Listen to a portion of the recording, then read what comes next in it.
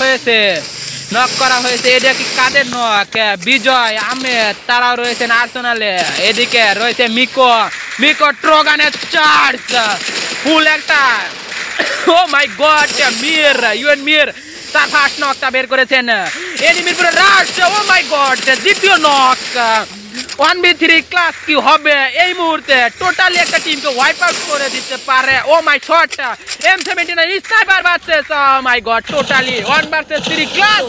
তারা একটা শটে ম্যাক 7 এর চার্জ, 1v1 এর একটা ব্যাটেল। এদিকে নিচে প্লেয়ার মিকো যাচ্ছে, দেখেছে কে হিল করার চেষ্টা করবে, হিল করেছে, রাশটা কি দেবে?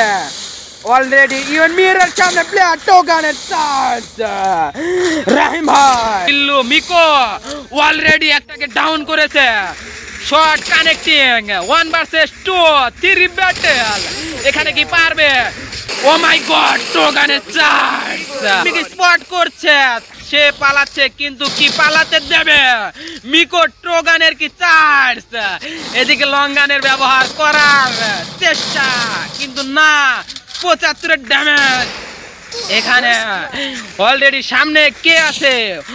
1 ভার্সেস 3 একটা ব্যাটেল।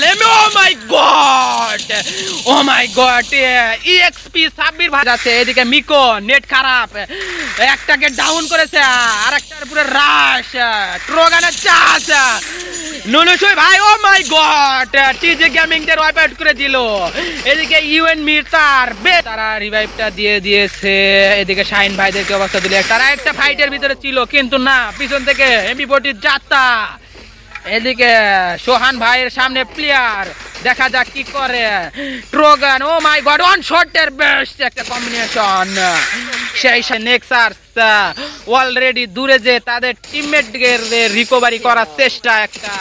মিকোদেরকে অবস্থা যদি দেখি, তাদেরকেও রয়েছে ভালো একটা পজিশনে। তারা তাদের কিল অ্যানিমেশন যেভাবে ডোমিনেট করে খেলছে, তাদেরকে হিসাব করতে গেলে তারা